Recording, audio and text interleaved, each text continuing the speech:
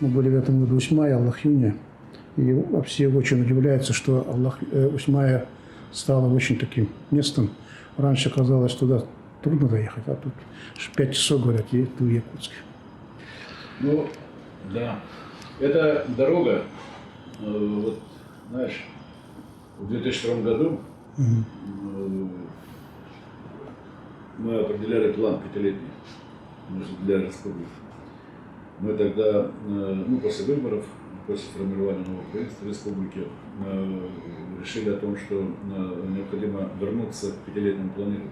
Вот откуда появилась схема Якутия 2020. Но еще до появления этой схемы мы уже начали работать по своим собственным пятилетним планам. Вот первый пятилетний план предусматривал в основном, скажем так, восстановление хозяйства. Помнишь, как вышли в 90-х годов? Все разрушено, по сути дела, одна только компания «Алроса» работает, даже угольная промышленность, Якутуголь глубоко убыточный и так далее, и так далее.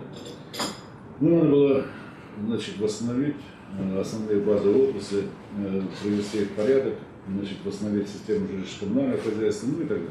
Короче говоря, стабилизировать развитие республики. Понятно, что тогда очень много внимания уделяли и развитию инфраструктуры, для того, чтобы создать базу для экономического развития. И тогда было выдвинуто такое понятие, что ли, о том, что бесполезно заниматься строительством дорог, вот так, даже если есть острая нужда, между пунктом А и пунктом Б. Но для начала надо создать опорную сеть автомобильных дорог, которая пронизывает всю республику с востока на запад, с юга, и такие ключевые точки выходят. А уже к этой опорной сети потом постепенно присоединять все остальные населенные пункты по мере остроты необходимости. И вот один из таких ключевых проектов был тогда выбран в составе опорной сети автомобильных дорог автодорога Амга. Она идет Усьмая, вернее, Якутск, Нижний Пестях, дальше на Амгу, село Амгу и на Усьмая. Усьмая к тому времени, помнишь, стал районный центр. Раньше районный центр был Солнечный. Да. Эта дорога Амга стала такой дорогой, один из таких ключевых проектов, по которому работали. Понятно, что масштаб был большой. Кроме того, и на других опорных направлениях необходимо было сконцентрировать ресурсы. Поэтому она своим чередом строилась, и потребовалось много лет для того, чтобы ее ввести в эксплуатацию. Вот именно это изменило положение Усьмая. Но на этом-то дело не заканчивалось. Мы начали активно работать с Хабаровским краем. Я помню.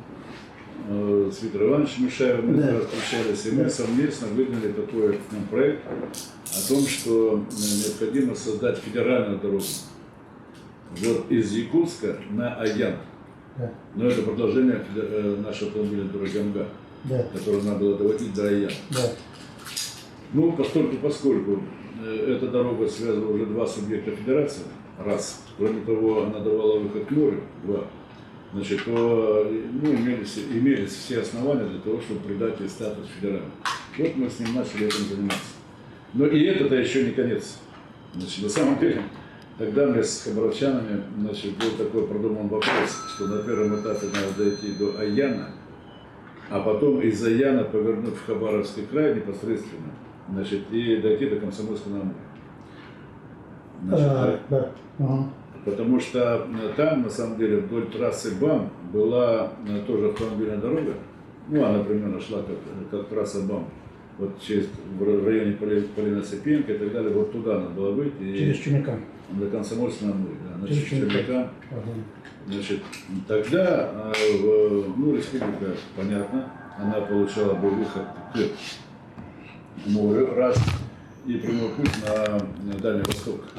Не надо было делать петлю через Амурскую область, для того, чтобы попасть в Приморье, в Хабаровский край, и так далее. Поэтому вот этот проект, он, конечно, в тех исторических условиях, будем говорить, такого развития не получил, потому что там другие заботы и задачи были, всякие кризисы и так далее.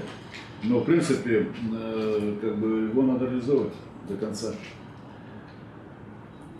Ведь больше того, надо на самом деле, значит, из Комсомольска на Амуре, значит, автомобильную дорогу продолжать до Владивостока. Там между Хабаровском и Владивостоком, если помнишь, есть дорога Уссури. Да. Мы ездили с вами. Вторая дорога, значит, так, которую начинали строить в советское время, Да. которая между Хребтами и Сахалином, значит, на находке, грубо говоря. Да. Вот ее тоже надо было. Начало было Хабаровске. И по этой дороге ездили, она Да, асфальтированная, нормальная, но доходит только до Бичевой. Ага. А для чего нужны вот эти дороги? Казалось бы, ну вот есть же море рядом. Значит, на самом деле, для того, чтобы в полной мере использовать морские возможности, необходимо, чтобы удобные бухты, которые есть на Дальнем Востоке, начиная от Пассиета и заканчивая Николаевском на Амуре, все получили выход, значит, на дорожную сеть Российской Федерации. И все по возможности были связаны между собой. Вот поэтому вот эта дорога Якутск-Ян, дальше Комсомольск на Амуре, значит, и прямо на находку, она могла бы, конечно, сыграть огромную роль как один из опорных каркасов для Дальнего Востока. Вот к этому надо возвращаться, к этим проектам. Возвращаться. Поэтому вот это направление, Аянский тракт и так далее, вот для вашего исследования, конечно, очень важно и нужно. И надо продолжить туда, на Хабаровск, на Приморье, вот такую экспедицию сделать. Понимаешь, значит, надо всегда на любую проблему смотреть пошире. Вот я сейчас смотрю интернет там, и так далее, вот бедственное положение, да, Нижнеярска.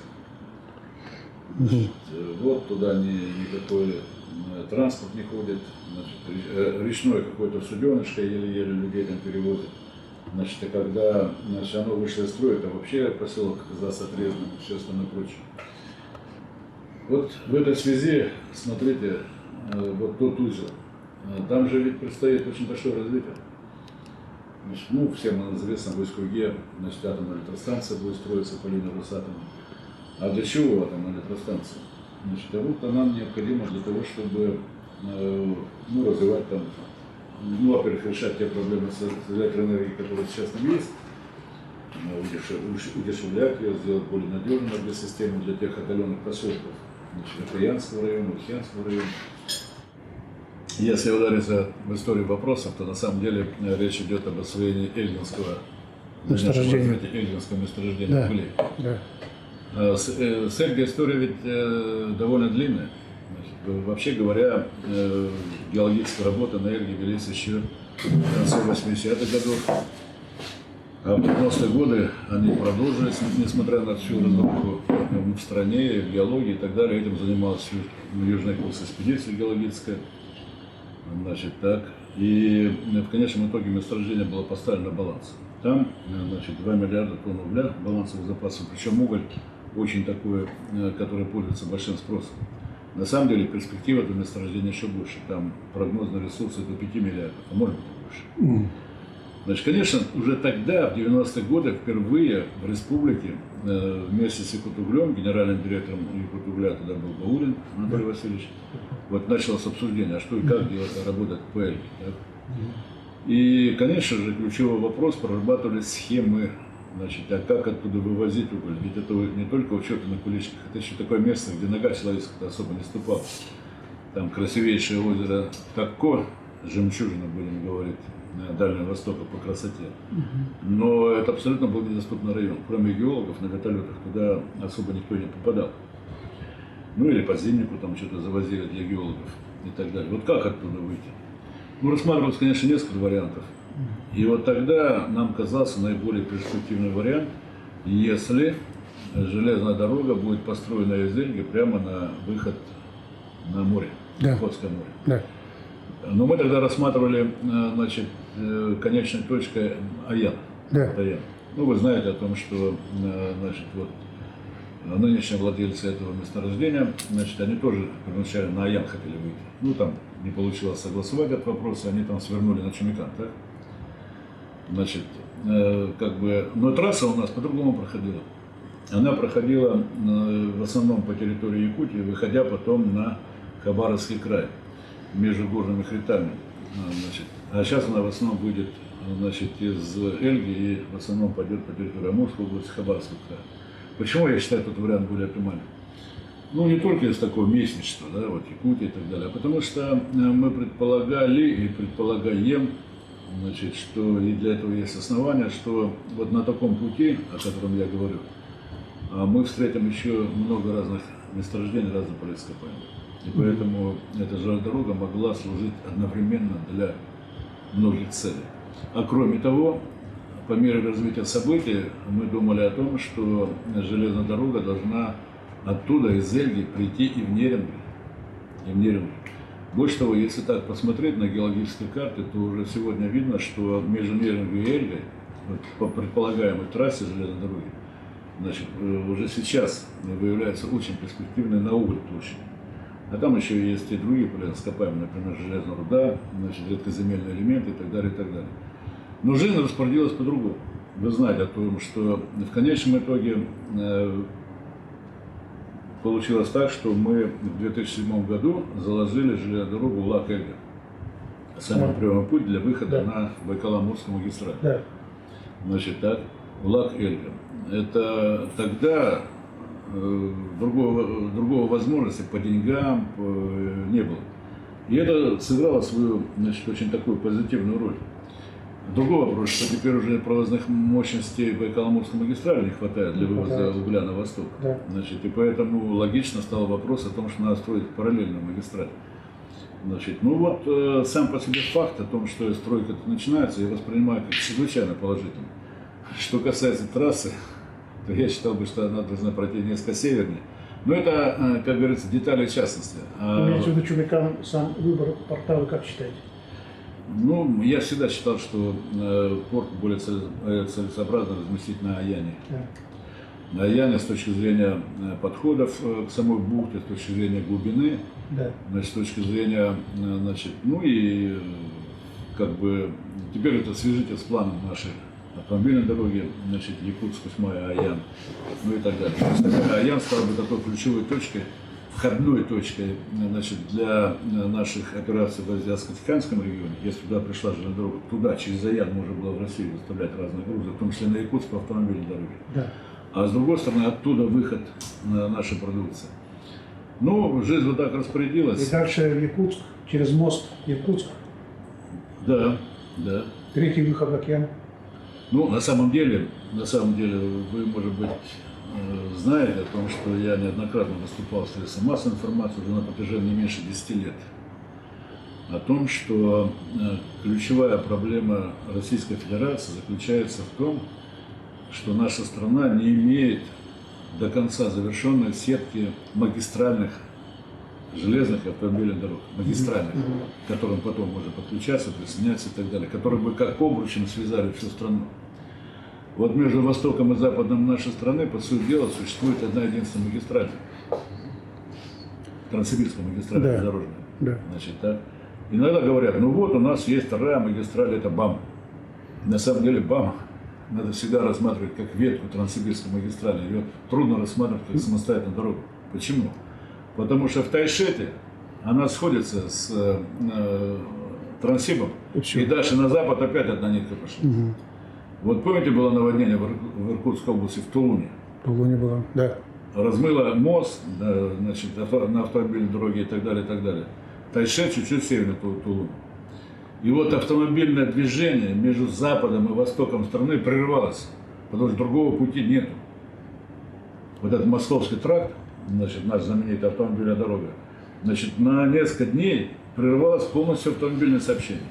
Если бы такая авария произошла чуть-чуть северно в Тулуне, то же дорожное сообщение прервалось. Представьте, две части страны разорваны. Поэтому необходимо срочно делать, значит, две новых трансконтинентальных, будем говорить, широтных магистралей. Северо-Сибирская магистраль и, значит, Трансарктическая магистраль железнодорожная. Что такое Северо-Сибирская магистраль? Значит, вот как бы на самом деле этот проект неоднократно рассматривался. Если вы посмотрите на карту железных дорог России, то вы увидите, что существуют такие, казалось бы, необъяснимые отрезки. Ну, например, значит, из Ачинска это за Красноярский край, дорога идет в Лесосибирск, это на север, Да. и там обрывается. Из Томска в Белый Яр, и там обрывается. Что это такое? Или на Богучаны вот, дорога. Что это такое? Это на самом деле отрезки, которые когда-то строились для того, чтобы сделать от Транссиба подводящие пути для новой Северо-Сибирской магистрали. Это конечный пункт на Северо-Сибирской магистрали. Как она должна пройти? Она должна связать европейскую часть с азиатской частью. Вот она должна идти примерно по такому маршруту, на мой взгляд. Магадан, Якутск, в Якутске через мост значит, левый берег Лены, значит, дальше через Усть-Кут, значит, или Усть-Илим лучше, значит, на Лесосибирск, и это Енисейск, значит, вот через Белоярск, это Томск, Колпашево, это на Оби, в Новосибирской области. Да. Значит, потом, значит, прямиком на Сургут, из Сургута, значит, на Урал. На Урал это район, такой там есть Ивдель, такой населенный пункт, Северный Урал. И оттуда она должна выйти в первую очередь на порты Северного Ледовитого океана. Куда? В Архангельск. Значит, там есть пункт такой Индиго в Ненецком округе. Значит, там удобное место для нового глубоководного порта. В эту Индигу и аж до Мурманска.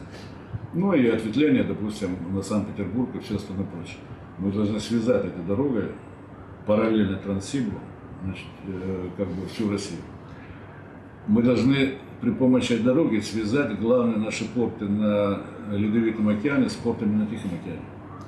Вот смотри-ка, вот сейчас обострилась ситуация, значит, в Европе, да, в связи с событиями на Украине и так далее. Что там происходит?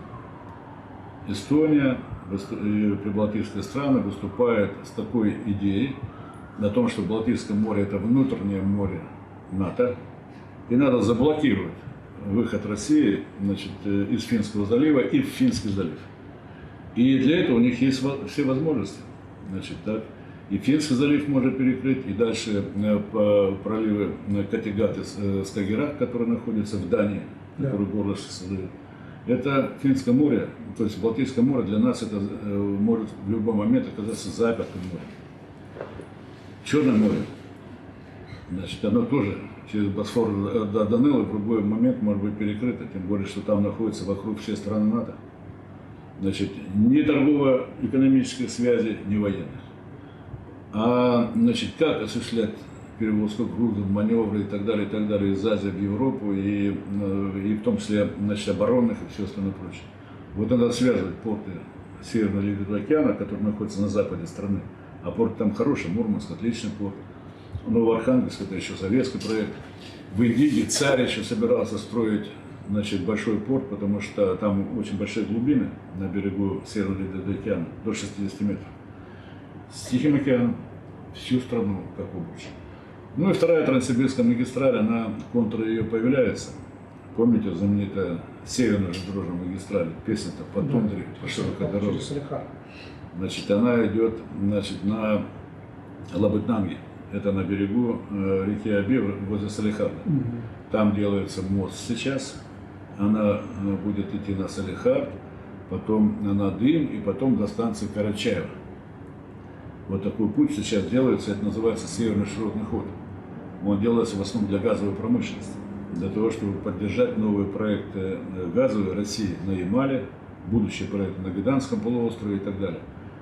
Значит, а вот этот кусочек, который от Лабытнанги, значит, и до Карачаева сейчас, что это за кусочек?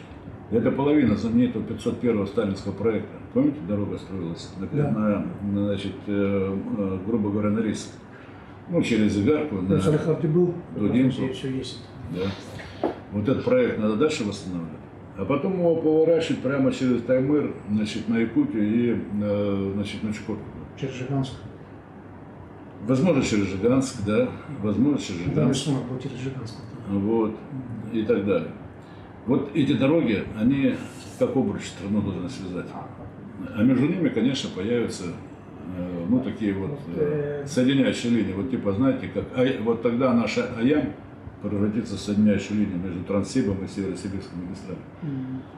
Вот эта задача, которую хорошо понимали, значит, и в царское время, и советские руководители, значит, в Советском Союзе просто до этого руки не доходили. Значит, они вот БАМ начали, как начало Транссиба, то есть Севсиба. Знаете, есть такая история, вот Семен Захарович Борисов, он в своих воспоминаниях, значит, устно говорил примерно так, что в начале 50-х годов они с Ильей Винокуровым, который был первым секретарем обкома, прибыли в Москву для встречи с Иосифом Виссарионовичем Сталиным. И вот главный вопрос, который они поставили, это необходимость строительства железной дороги, значит, Аям на Якутск. Тогда Сталин им сказал: я знаю, что эта дорога необходима, значит, так, но вы поймите, что сейчас страна находится в разрухе после Великой Отечественной войны. Мы должны восстановить народное хозяйство, значит, мы должны, значит, как бы восстановить железные дороги, которые тоже были разрушены. И потом приступим к Аяму. Он сказал, что это будет через 30-35 лет. Вот отсчитай. 30, это начало 50-х годов, прибавь 35 лет, это как раз 90-й год. 87-90-е годы. Как раз вот она, как он и говорил, и начала строиться. То есть он понимал, и у них тогда в голове это было, значит, продолжение этой дороги. Вот я лично видел отчет, секретный отчет экспедиции, которая была высажена в Якутии в, наверное, 49 году. Они делали технико-экономическое обоснование строительства Амуро-Якутской железной дороги, значит, и с продолжением ее на Хангу, чтобы потом выйти на Магадан. Но вот наша экспедиция, которая была в Якутии, занималась участком до Хангы. На Магадан там другая, от Хангы до Магадана экспедиция. Вот в этом отчете было нарисовано, знаете, как всегда, проектировщики рассчитывают грузы. Откуда они, как будут приходить, какая будет загрузка железной дороги, что повезем туда, что обратно и так далее, и так далее. Я был несказанно удивлен. Они считали, что к тому моменту, когда железная дорога придет от БАМа на Якутск, уже будет железная дорога с севера. Вот оттуда, из Та, Игарки. которая северная, или та, которая средняя сибирская? Нет, арктическая. Ну, арктическая. Да. Вот как они размышляли. Оттуда, из Игарка Дудинки. Поэтому замыслы всегда были такие, значит, по мере необходимости они реализовывались. Но сейчас, можно сказать так, что плохо, что вопрос не в том, что ничего не делается, потому что это невозможно. Там, денег нет, того, деньги всегда есть. Ну, понимания такого нет о том, что... Понимания такого нет, что страна нуждается в этом. Вот сейчас, может быть, события вот эти заставят подумать над тем, как дальше развивать инфраструктуру. Поэтому вот такое дело. Там был отрезок, который всегда разговаривали про Джилинду. Через выход Сковородина, Джилинда и на север, в нашу сторону. Там была такая идея от Сковородино до Джилинды. Значит, на самом деле есть железная дорога, но она такая, значит, была построена, наверное, все-таки это в таких оборонных нуждах, значит, и она не действующая, по сути дела. То есть, по сути дела, если этим проектом заниматься, надо сделать новый проект. Я 2 раза был там, рельсы лежат, это есть однопутка. И они говорят, что вот эта дорога пользовалась для того, чтобы, когда по Амуру ходили пароходы, и вот это была доставлять грузы параллельно к Транссибу до этой самой порта. Да. Значит, ну а плюс там же граница идет, там да. Прямо по фарватеру граница. Да, это граница. Поддержка еще, значит, пограничья нашего на время Че. Ну вот. Джилинда, напротив Джилинды находится Махэ. Это уже Китайская Народная Республика. Значит, этот Махэ, он, я не знаю, сейчас он связан или нет с железной дорогой. Раньше туда китайской железной дороги не было, а сейчас она есть. И вот ставился вопрос о том, что линию, значит, можно продолжить из Сковородино через Джилинду на Махэ, и там связаться с китайскими железными дорогами. Тогда, значит, грузы Китайской Народной Республики можно вывести на Северный морской путь. Как? Раз. По Аяму, значит, на Якутск, Нижнебестях. Там перегрузка на корабле Ликоморья и поехали по всему пути. Значит, так. И этот проект мы так реально рассматривали тогда у себя. Значит, обсуждали его, там варианты разные, значит, но до переговоров с Китайской Народной Республикой дело не дошло. И первоочередной проект считался это вот мостовые переходы. Мостовой переход в районе Ленинского, это еврейская автономная область, мост Благовещенский. И самое главное, тогда активно прорабатывался вопрос, и почему-то он очень не двигался никак.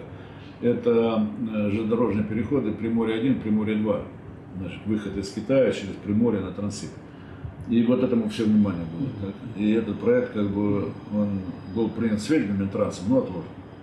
Ну, в принципе, жизнь идет, к нему может теперь возвращаться. В 2018 году специально меня пригласили в Китай, там Академия Нового Китая. И в Харбине они проводили свои секции как бы, насчет своих этих дорог. И меня попросили прочитать лекцию, в каком состоянии и может быть такое по выходу из Оренда, Якутск. И, ну, они речные пути как-то не рассматривают всерьез. Это говорят, что там всего лишь у вас 2 месяца, почему-то не было 2 месяца. И выход Аян. Но я рассказал, что ситуация была, что разговоры были, вот эти все проекты какие-то существовали, но пока в таком состоянии. С Аяна до Якутска 1200 километров. До Нюрнберга 800 у нас. До Нюрнберга до Находки 2000 километров. То есть получается как бы равноценные. А китайцы спрашивали меня, там были какие-то, ну, много народу было, вопросы задавали, если китайская сторона будет инвестировать и строить дорогу с Якутска до Аяна, какие-то преференции для того, чтобы выхода провинции Хэвэнцзян к морю, будет или нет, это такой вопрос. Я как раз портрет Путина не показал, я говорю, вот спасибо Владимиру Владимировичу в этом экране. Но китайцы вот этот путь считают, и они несколько раз выражали готовность, что у них дорога дошла и запустили, показывали по этому экрану, как запускают там вокзал, это Махэ. И они готовы. В этом году на днях буквально Шимохин ездил туда, в Жалиндер, и говорит, что двинем стоит. И даже железнодорожные пути возьмут себе вот этот кусок, который идет за Ленты. Очень интересный вопрос. Там получается до Нюрнберга 470 километров. Там еще с китайцами, когда разговаривали, они говорили, что может быть выход через китайские железные дороги на южные порты, типа Шанхай там, и так далее, что можно не через Владивосток, а можно туда выйти на моря, на мировую торговлю, ну, такой прожект. Вот видишь, они об этом думают. Значит, это стратегическое мышление. Значит, так, а мы вот как бы мыслим 7-минутными задачами. Вот некуда уголь девать, давай бам расширять, понимаешь, так, вот, и так далее, и так далее. А заранее предусмотреть, ведь это на самом деле действительно очень важно. Вот знаешь, есть такая наука геополитика. Да. Вот она была разработана в 19 веке. Одним, не он только один, но одним из основателей является такой Маккиннер. Это, значит, английский, значит, ученый, географ и так далее. Вот он говорил, что есть такое понятие Хартленд. Это, значит, территория Евразии, которая, ну, на которой сейчас находится Россия, но не только Россия, Средняя Азия, Восточная Европа. Это, значит, Хартленд. Кто владеет этим Хартлендом, тот, значит, является мировой державой. Вот Советский Союз был таким. Вот он был Хартлендом. Так? А он главнейшая сухопутная держава. А есть морские цивилизации. Между ними всегда идет, значит, борьба. Телурократия, сталасократия. Значит, и сила будем говорить, как бы морских держав в том, что они всегда блокируют выходы в море. Поэтому вот для таких континентальных держав крайне важно иметь пункты выхода, значит, в океан и так далее. Вот для России это как раз написано, понимаешь, так? Он-то был колонизатором английским и для своих писал. Или такой был знаменитый теоретик военно-морского искусства, который считается основоположником морской стратегии, адмирал Мэхэм, американец. Ну, не адмирал, капитан его называют. Вот он тогда уже изложил такую теорию, что морское могущество не может не базироваться на прибрежную зону. И ширина прибрежной зоны должна быть такая, во-первых, чтобы она могла обеспечивать флот, во-вторых, она должна иметь выходы вглубь страны. Ну вот представь себе, Тихоокеанский флот России, военный флот, морское могущество. Ну что он имеет? Какой он имеет поддержку с берега? Никакой. Значит, трансект в районе Владивостока можно перерезать, понимаешь, значит, и база Владивостока засохнет. Значит, Петропавловск-Камчатский вообще в стороне находится. Значит, там блокируют выходы из Авачинской бухты и все. Никакого. Значит, потому что у нее нет связи со всей страной Центральной России. Вот почему на Дальний Восток надо строить железные дороги. На Аян, на Магадан. Значит, а потом еще связать Владивосток или Находку через Аян с Магаданом, чтобы сделать ответвление на каждую удобную бухту. И все эти удобные бухты занять портами, вот, про которые китайцы говорят. Порты для вывоза, ввоза и так далее, и так далее. Таких портов можно создать десяток, начиная от Пассиета и кончая, значит, Магаданом, с десяток. Каждый из них по-разному, значит, пригодится, потому что разные там условия судоходства и все остальное прочее, льды, не льды, глубина, значит, все остальное прочее. Ну вот этой частью надо заниматься. Петух клюнет, придется заниматься. Я хочу напомнить, что железная дорога от Ленинграда, ну скажем так, Санкт-Петербурга, значит, до Мурманска была, когда начала строительство, когда она была построена? В 1914 году, в годы Первой мировой войны. Да, когда перекрыли Балтийское море немцы. Да. Вот как сейчас назревает ситуация. Вот тогда бросили все, начали строить железную дорогу. Ну что, мы будем ждать, что ли, этого? Поэтому это совершенно правильный проект. Но я хочу показать разницу в мышлении китайцев и наших. Видишь, они думают, Хелузяна вывести надо на море. Да. Значит, Хелузян можно вывести на море разными путями, через Приморский край, да? Значит, и даже такой путь они рассматривают как важный, нужный, эффективный. И правильно делают. А мы разве рассматриваем, значит, это? И вот был в Чумикане, там на берегу у нас хорошая фотография есть. Там до горизонта огромные вот эти глыбы льда.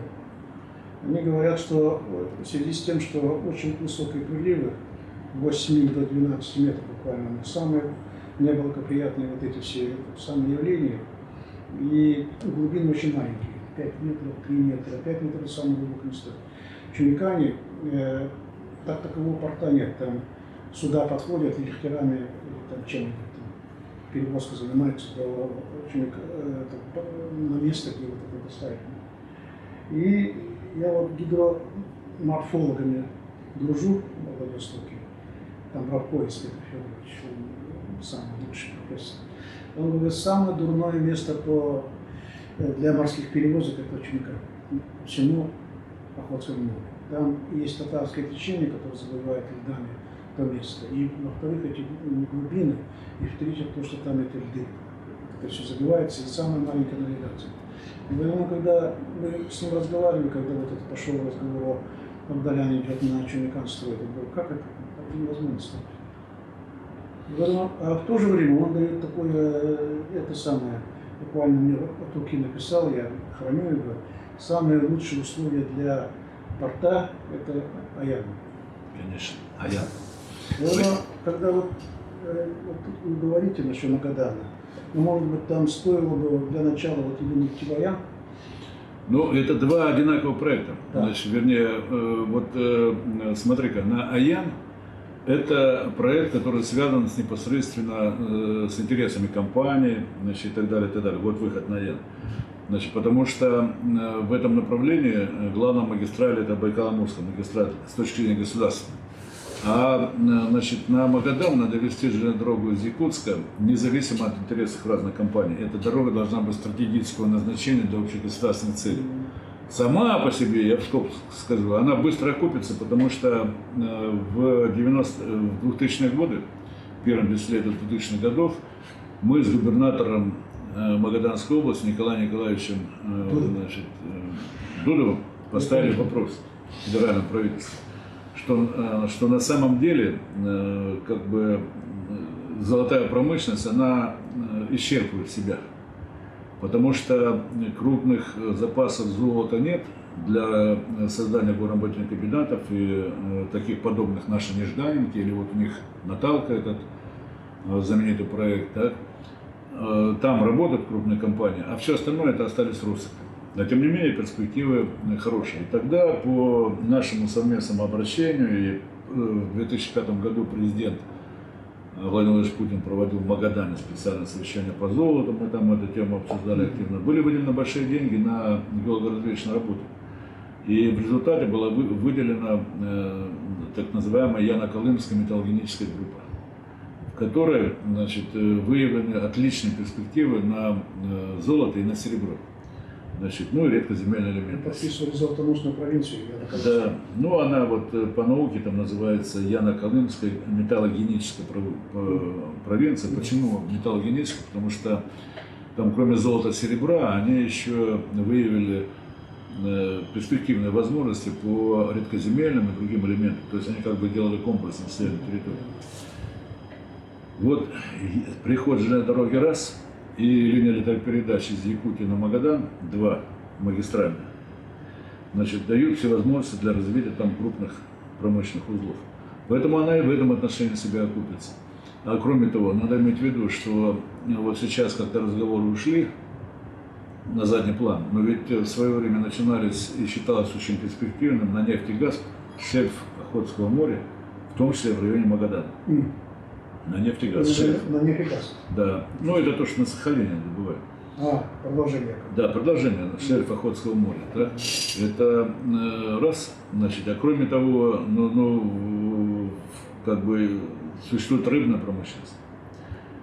Помните, была такая теория импортозамещения, вот, начиная в 2014 году, когда вот начали делать первые ограничения на Российскую Федерацию накладывать, то, значит, вот много писалось о том, что рыбная промышленность Дальнего Востока, она мгновенно вытеснит норвежскую промышленность.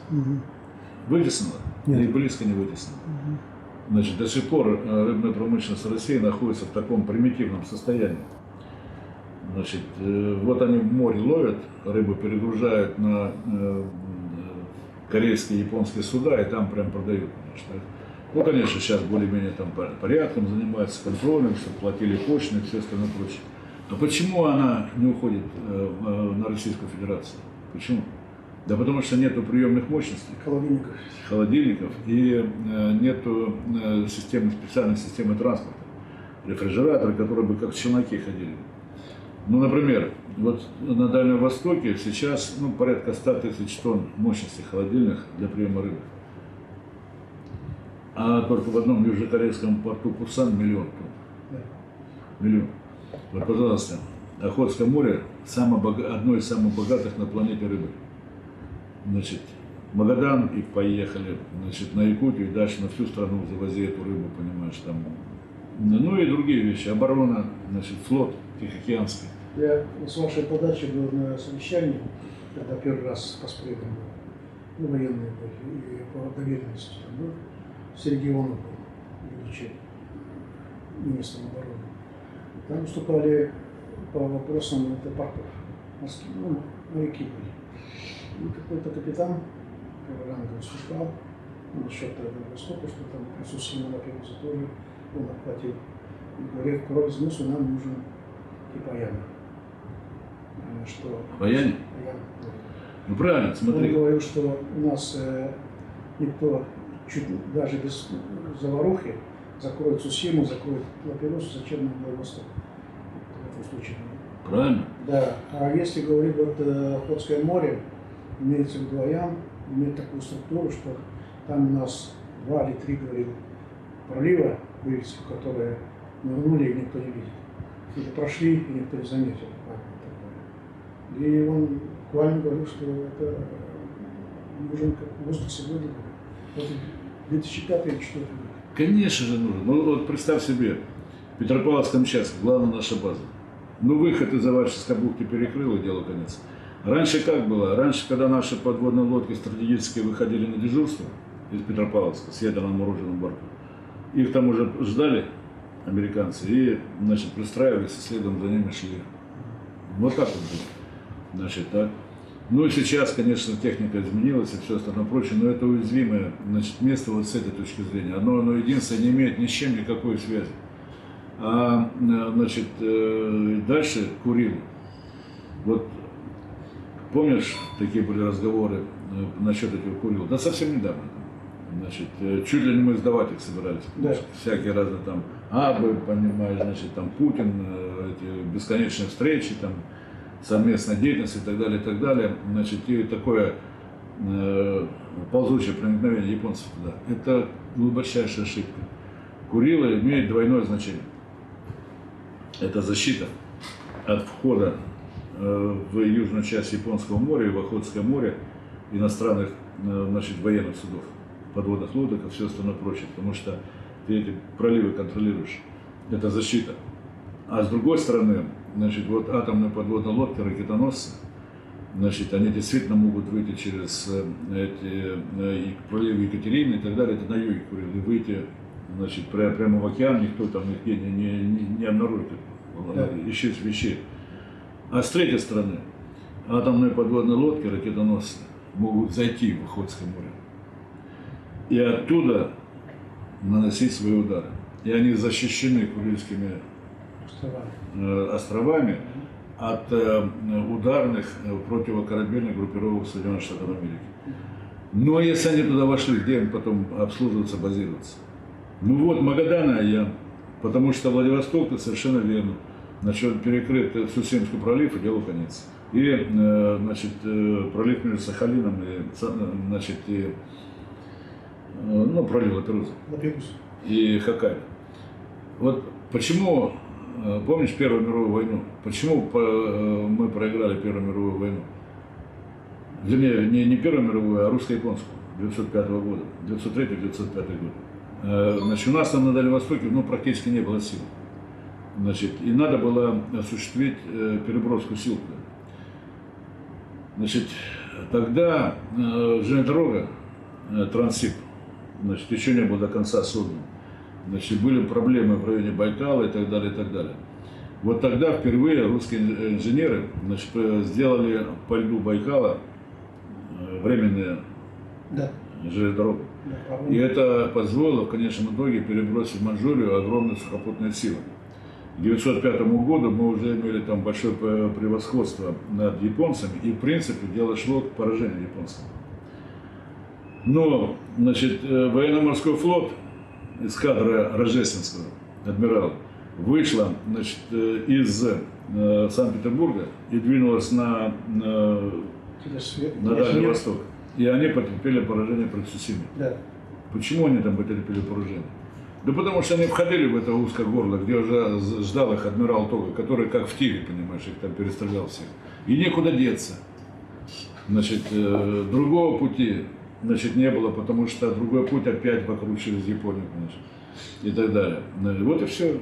Значит, я не говорю, конечно, такие вещи, как более современные корабли, более современное оружие, искусство флотоводцев. Адмирал Тога действительно был великий человек. Да? Ну вот он, с другой стороны, ему все благоприятствовало. Он свои корабли выстроил, как надо в строй. Значит, и замочил их, как в тире. Все. Вот это должно настраивать, потому что у нас сейчас есть же такое понимание о том, что вот будет война, ядерное оружие там и все. И ядерное оружие надо с умом применить, это раз. Значит, и она и безъядерная может быть, какая хочешь, это два. Поэтому вот этот военно-стратегический аспект, хорошо, что вспомнил эту вещь. Действительно, значит, Аян и Магадан надо превращать еще и в военно-морские базы. В Магадане можно основные гражданские перевести в Волу, и там другие бухты, а там сделать мощную военно-морскую базу. Жизнь к этому должна нас подтолкнуть. Да, к этому, наверное, пойдем. Ну вот, наверное, ближайший, наверное, не Магадан, а, скорее всего, Аян или как что? Нет, на Аян, Одновременно идти в Магадан или одновременно... я думаю, по линии государства надо строить железную дорогу на Магадан, а вот этот вот бизнес частный, мобилизовывать деньги и поворачивать не на Чумикана, а на Аян, там ее строить, значит, на Аян, значит, потому что, почему там может бизнес привлечь? Ну, потому что и сейчас ведь он вкладывает деньги в Доляны, Да. так? Значит, огромные. А кроме того, там же еще можно создать условия, концессии и все остальное прочее. Там же, я говорю, это нехоженный край с точки зрения ресурсов, ископаемых и так далее. Александр Иванович, мы больше пошли сейчас вот на наши трансконтинентальные переходы. Нас очень интересна тема это ГУЛАГ. Имеется в виду, все-таки ГУЛАГ у нас ассоциируется там с Солженицыным и так прочее. Самые и все-таки мы специально ездили в экспедицию в Тампонский район, Магадан хотим поездить. И Тампон стороны не выйдет. Аймекон в прошлом году ездили. И все-таки это, конечно, был нечеловеческий способ, или не знаю, в то время такой способ развития территориального экономического комплекса. Но ГУЛАГ же то, что он, несмотря на свои вот эти вещи, сделал то, что сейчас работает. Все вот эти наши Гафаята, Зырянка, Хандыга, Джибарики, Сусуман, вот это Позолото и так далее. По большому счету Магадан, все на свете, это только наследие. И как-то мы, я по-русски плохо ношу, имеется в виду, где положительная сторона должна быть. И усилия вот этих людей, которые и погибли, и страдали, и какие-то античеловеческие вот эти всякие воззрения, но все равно значение ГУЛАГа и вот это мест, вот то, что они сделали, должно же быть как оценено, а не только черным краском. Нет, безусловно. Безусловно, это мощный толчок для развития. Значит, без этого ГУЛАГа, значит, мы могли бы иметь очень большие проблемы в годы Великой Отечественной войны. Когда говорят ленд-лиз, значит, то ведь на самом деле надо иметь в виду, что львиную долю товаров, которые мы получили от своих союзников, от Соединенных Штатов Америки и от англичан, на самом деле была оплачена, нами оплачена. И платежи мы не закончили. И последний платеж, между прочим, делались в 90-е годы. Значит, так уже в ельцинские времена. Значит, так, по ленд-лизу поэтому. Значит, там, конечно, были долгие споры, сколько это стоит. И Иосиф Виссарионович там сказал, вообще платить не будем. Потом споры шли и все остальное прочее. Но мы факт то, что расплачивались. Зачем расплачивались? Золотом. В том числе золотом, которое было добыто на Магадане. Значит, так, и тогда это был крупнейший район. Кроме того, надо иметь в виду, что именно ГУЛАГ, значит, именно в ГУЛАГе, там у нас Дальстрой, добыл уран для атомного оружия, значит, так, уран на Чукотке и Якутии, значит, так, и поэтому до его значения невозможно переоценить. Вот смотри-ка, идет война, 41-42 год. Ну, казалось бы, значит, все должно быть туда брошено на фронт. Даже Малый БАМ рельсы разобрали, которые шли от Сковородино на Тынгу. Значит, и отправили на ракадную железную дорогу, которая вдоль Волги, в районе Сталинграда была построена. Значит, казалось бы, все надо бросить. А в это время разворачивается стройка, значит, автомобильной дороги от Ханныги на Магадан. Почему настолько большое значение, значит, придавалось, будем говорить, Магадану, значит, для того, чтобы, как, во-первых, база снабжения через Магадан на все остальное Советский Союз, а во-вторых, доступ к золотодобывающей промышленности, тем более, что очень сильно опасались, что японцы перережут, значит, автомобильную дорогу и железную дорогу на юге, в Приморском крае там, или в Хабаровском крае, где-нибудь Транссиб. Тогда вообще связи никакой нет, а Магадан надо сохранять. Вот этот сам факт говорит об огромном значении для экономики страны, и ГУЛАГа, Дальстроя, и Магадана. Значит, во многом это сыграло определенную, большую роль. Я не скажу, какую-то решающую и так далее, но вот в Великой Отечественной войне, что даже в годы войны его строили, несмотря ни на что. могли бы другими вещами заниматься. Значит, тогда я вот еще встречался со старыми ветеранами, значит, еще некоторые люди оставались, и там воспоминания были, особенно в теплом ключе, там архив хранился, значит, Дальстроевский. Вот они тогда рассказывали, что на самом деле железную дорогу делали, то есть автомобильную дорогу из Канги до Магадана делали просто пролаз, значит, чтобы можно было при необходимости при помощи трактора перетащить автомобиль, ну здесь 5 тогда, и чтобы можно было, значит, протащить пушку и танк, значит, чтобы защищать Магадан при необходимости. Вот какую роль это все играло. Там, на северо-востоке страны, значит, на самом деле большое будущее. Конечно, такого сплошного освоения не должно быть, значит, так, надо использовать вахтовые методы, но вопрос в том, а что должна быть база для вахты? Вахту надо оттуда, с Дальнего Востока, из южной части, значит, туда возить. И опорные города там создавать, хорошие опорные города, значит, типа вот Магадана, значит, Якутск, Хандыга, значит, превращать их в такие форпосты, откуда все развитие идет. И Аян в том числе, Аян. Охотск в этом отношении порт хуже. Там меньше глубины, значит, и тоже морская обстановка. Но почему вот раньше во времена Беринга, и вообще все русские экспедиции через Охотск шли? Потому что южная часть Дальнего Востока в то время формально нам не принадлежала. Да. Значит, это раз. А во-вторых, это главная цель была Камчатка. Да. А, значит, это прямой путь на Камчатку. Охотск ближе. Вот Витус-Беринг длительное время жил в Якутске, в том числе и потому, что логистика была такая. Они корабли делали в Охотске. Лес там был, но ведь нужна оснастка. Значит, а оснастку доставляли в Центральной России. Но представь себе эти морские корабельные канаты, вот такие, понимаешь, паруса и так далее. Как их туда доставишь? Якоря. Пешим ходом, значит, на лошади, значит, на пупе, понимаешь. Вот этот грузы концентрировались в Якутске, а потом отправлялись, накапливались там. А пушки лились вообще в Якутске. Там вот в районе Мяют-Надглазском Лусе, значит, так, ну, неподалеку от Рассолоды там и так далее. Мёчиха называется. Да, они железную руду выплавляли, значит, и как бы делали пушки. И туда отправляли. Значит, представь себе, волоком надо тащить. Поэтому заняло такое огромное время доставить все на Аян, а уже потом двигаться, строить там корабли и переплывать на Камчатку и двигаться дальше. Вот Якутск тогда был как такой сборный опорный пункт. Вот почему Беринг там так долго жил.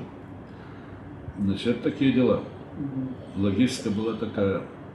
Значит, а по большому счету, видишь, еще в чем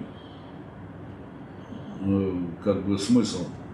Народ Саха сам по себе, значит, ну, известен, вот, как вы говорите, лошадь тут у нас сейчас будет демонстрировать. Это понятно, это национальная гордость, национальное богатство. Адаптировать в таких северных условиях, значит, лошадь и крупнорогатый скот, это, значит, если хотите, генетическая такая селекционная работа выдающаяся. Но с другой стороны, народ Саха, как тюркский народ, был металлург. Металлург. Добывали железную руду, выплавляли из нее необходимые вещи там, и так далее, и так далее. Вот эта металлургия, присущая степным народам, значит, которые жили в Евразии, она и давала им военное превосходство над всеми другими народами, в том числе над китайцами. Многие там считают, ну вот, это орда какая-то там бесчисленная напала, там это китайцы цивилизованные. Да ничего подобного. Значит, этих степняков всегда было очень мало. Значит, гунское государство в период своего рассвета насчитывало не больше 300 тысяч человек. Значит, да, конечно, они присоединяли по пути другие племена и так далее, но в чем их преимущество было? В военном отношении. Конница и металлургия. У них было самое лучшее оружие. Самое лучшее оружие. Значит, защитное оружие, значит, все эти панцири, там, шлемы, и, значит, мечи, сабли и все остальное прочее. И самое главное, они изобрели стремя и уздечку. Древние римляне пытались создать конницу, но у них ничего не получалось. Потому что они не знали, что такое стремена, что такое уздечка. Они, как этот, знаешь, значит, как чучело на лошади выглядели. Поэтому они могли сражаться только в фаланге. Значит, а степняки, значит, имели тогда вот, это по тем временам было, ну, технологическое такое достижение. Грубо говоря, как атомное оружие в нынешнее время. И поэтому и Берингу как бы удалось быстро найти специалистов, уплавлять железо, чугун, делать пушки, значит, крючки всякие разные там, ну, все, якоря, что необходимо было для оснастки кораблей. Вот поэтому он и там был 3 года в Якутске. Ну, примерно 3 года. Про золото Алдана вы тоже хорошо знаете, я помню, рассказывали.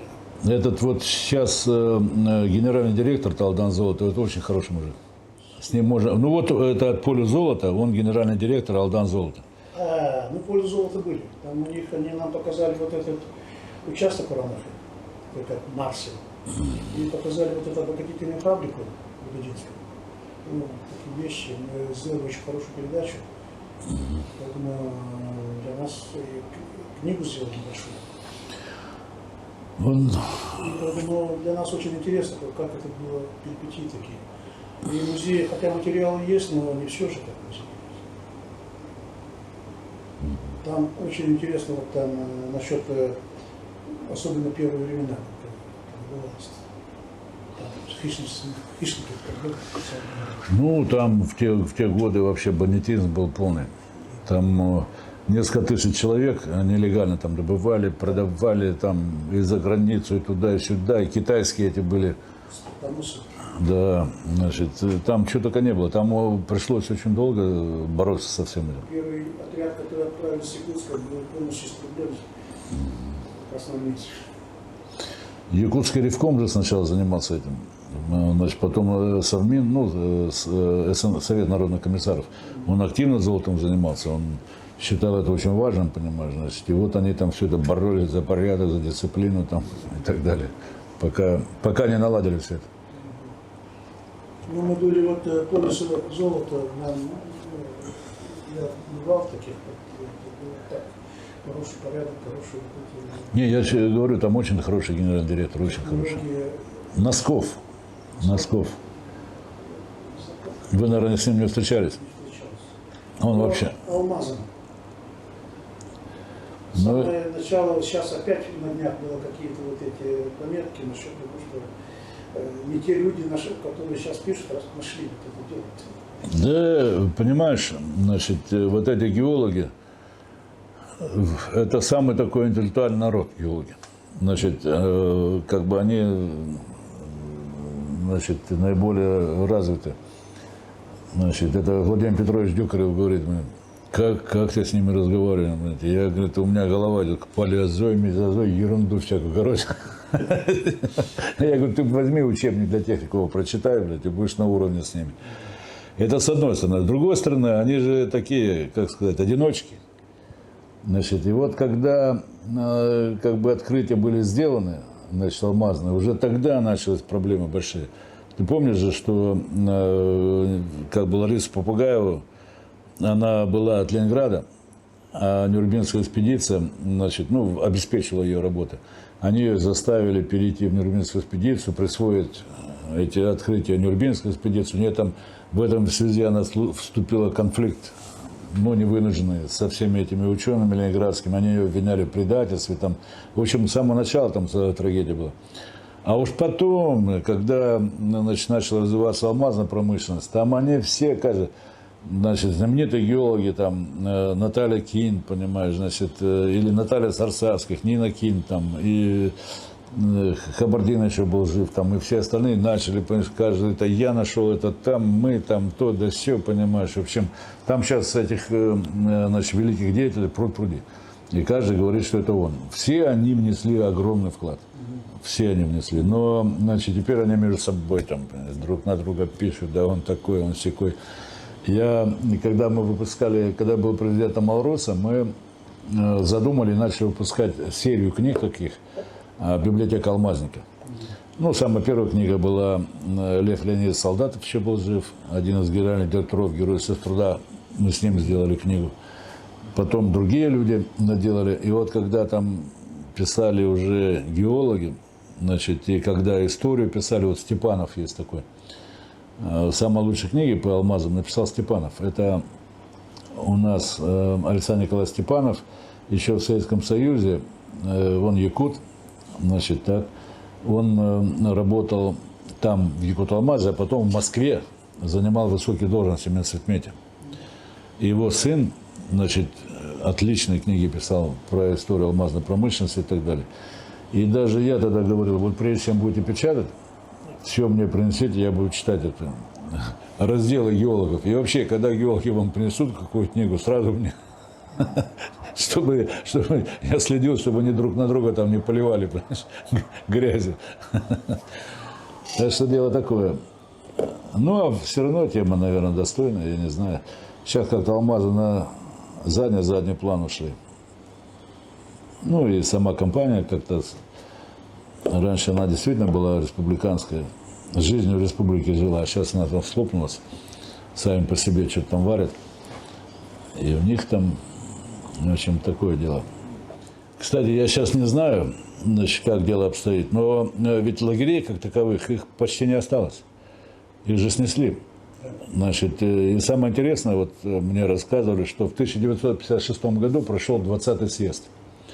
На нем Хрущев разоблачал культ личности Сталина. Казалось бы, он должен был поднять на щит эти лагеря, но он об этом говорил. А на самом деле, по указанию Хрущева, в тот же год снесли все лагеря, где только можно. Остались их считанные единицы, в таком виде, как они когда-то были. Но до них руки не дошли. Один из них, это есть такой рудник Алискитовый. Это Аймеконский район. Аймеконский. Значит, это от Аймекона вот до Уснеры доедешь, и как бы на вертолете надо немножко назад возвращаться и на север. Там такие места называются Угловой, Прииск, там какой-то еще там, Маршальский. И вот там золото добывали. А чуть-чуть в стороне, в горах, вот этот вот лагерь на руднике Алискитовой. Якобы там то есть урановую руду, что ли, добывали, я не знаю. Значит, я в него не приземлялся. Но над ним специально мы летали, и вот так вот круг, несколько кругов сделали. Там все было, вышки были, значит, бараки стояли, забор был, значит, эти входы, штольни забиты такими щитами в гору. Значит, это был 2003 год. Это уже много лет прошло, 20 лет, но вот тогда он еще стоял, лагерь. Зима там была, он так занесена, там все снегом было. Ну, вот так вот, такие дела. Ну, своему значению ГУЛАГа надо как-то вот именно положительную часть надо донести до народа. Все-таки с какой ценой далась это все. Подходы, наверное, неправильные, как сейчас говорят, были при создании этой инфраструктуры.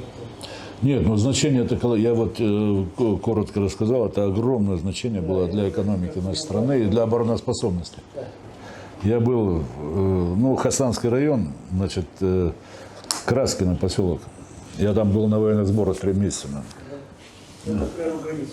Да, граница. Там вот китайцы, сопки там идут, 7 километров, китайцы на горе.